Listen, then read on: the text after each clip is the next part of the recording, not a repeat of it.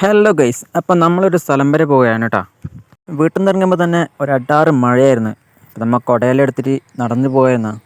അപ്പം നമ്മന്ന് വന്നിട്ടുള്ളത് രഞ്ജിത്താട്ടിൻ്റെ വീട്ടിൻ്റെ കുടികൂടലിനാണ് കേട്ടോ. നമ്മളവിടെ എത്തുമ്പോഴേക്കും അവിടെ തെയ്യെല്ലാം തുടങ്ങാനായിട്ടുണ്ടായിന്. അപ്പോൾ ഇതാണ് കുടികൂടൽ നടക്കുന്ന വീട് കേട്ടോ. നമ്മളങ്ങനെ വീടിൻ്റെ അകലം നോക്കി വരുമ്പോഴേക്കും തെയ്യം തുടങ്ങിയിട്ടുണ്ടായിരുന്നേ. ഗൃഹപ്രവേശനം നടത്തുന്ന സമയത്ത് മിക്ക വീടുകളിലും കെട്ടിയിടപ്പെടുന്ന തെയ്യമാണ് കേട്ടോ മുത്തപ്പ തെയ്യം. മുത്തപ്പ തെയ്യം ഇഷ്ടപ്പെടാത്ത ആരും ഉണ്ടാവില്ല അല്ലേ. വടക്കൻ കേരളത്തിൽ തന്നെ ജാതിമത ഭേദമന്യേ ആരാധിക്കപ്പെടുന്ന ഏറ്റവും പ്രധാനപ്പെട്ട തെയ്യം കൂടിയാണ് കേട്ടോ മുത്തപ്പൻ തെയ്യം. അങ്ങനെ ഉച്ചയാകുമ്പോഴേക്കും ഭക്ഷണമെല്ലാം റെഡി ആയിട്ടുണ്ടായിരുന്നു കേട്ടോ. അപ്പോൾ നമ്മൾ നേരെ ഭക്ഷണം കഴിക്കാൻ പോയി. അപ്പോൾ നമ്മൾ ഒരു അടിപൊളി ബിരിയാണി കഴിച്ചു കേട്ടോ. ഭക്ഷണമെല്ലാം കഴിച്ച് കഴിഞ്ഞ് ഞങ്ങൾ പിന്നെയും തെയ്യം കാണാൻ പോയി. അപ്പോഴേക്കും തെയ്യം വീട്ടിനകത്തേക്ക് പോകുന്നുണ്ടായിനി.